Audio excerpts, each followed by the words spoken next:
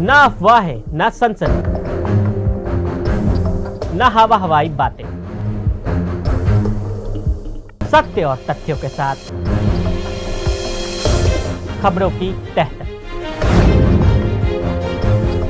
1987 का चुनाव, सैयद सलाउद्दीन की हार, हिंसक चक्रव्यूह में कश्मीर फंसता गया।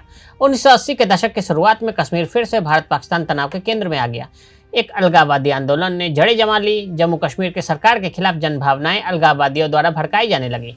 स्थानीय कश्मीरियों को पड़ोसी मुल्क से फंडेड अलगाववादियों ने यह नैरेटिव बनाना शुरू कर दिया कि नई दिल्ली के साथ घनिष्ठ संबंधों के बदले में उनके हितों के साथ विश्वासघात हो रहा है। 1987 का राज्य विधानमंडल चुनाव एक निर्णायक मोड़ पर था, जिसमें भारतीय संविधान के प्रति प्रतिबद्ध पार्टी नेशनल कॉन्फ्रेंस ने लोकप्रिय भारतीय विरोधी राजनेताओं को बाहर रखने के लिए भारी धांधली के व्यापक आरोपों के बीच जीत हासिल की।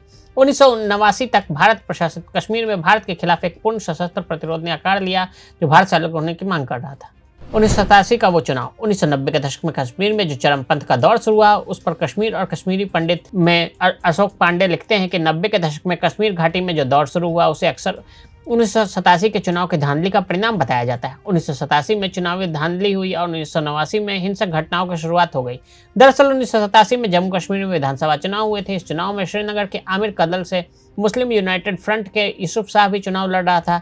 रुझानों में यूसुफ शाह आगे था, लेकिन चुनाव के नतीजों पर धांधली का आरोप लगा। यूसुफ शाह चुनाव हार गया।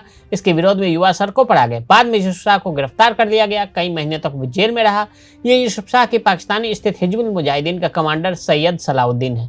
इस चुनाव में नेशनल कॉन्फ्रेंस और कांग्रेस गठबंधन को जीत हासिल हुई थी। हिंसक चक्रव्यूह में फंसता चला गया कश्मीर। कश्मीर घाटी में 1989 में कुछ इस्लामिक चरमपंथी गुटों ने आजादी की मांग को लेकर और कुछ गुटों ने पाकिस्तान में शामिल होने को लेकर विद्रोह किया। इन विद्रोही गुटों को उकसाने और हथियार मुहैया कराने में पाकिस्तान की बड़ी भूमिका थी। हत्याओं का जो सिलसिला उस दौर में शुरू हुआ, भारत और कश्मीर के बीच अपरिपक्व राजनीतिक तथ्यों के चलते हुए ऐसे हिंसक चक्रव्यूह में फंसता चला गया, जिससे बाहर निकलना आज तक मुश्किल नहीं हुआ और उसकी कीमत सबको चुकानी पड़ी। अगर आप भी लेना चाहते हैं देश दुनिया की तमाम जानकारी, तो आज ही सब्सक्राइब करें हमारे चैनल को। साथ ही नीचे दिए बेल आइकन को जरूर दबाएं ताकि हर अपडेट आप तक पहुंच सके।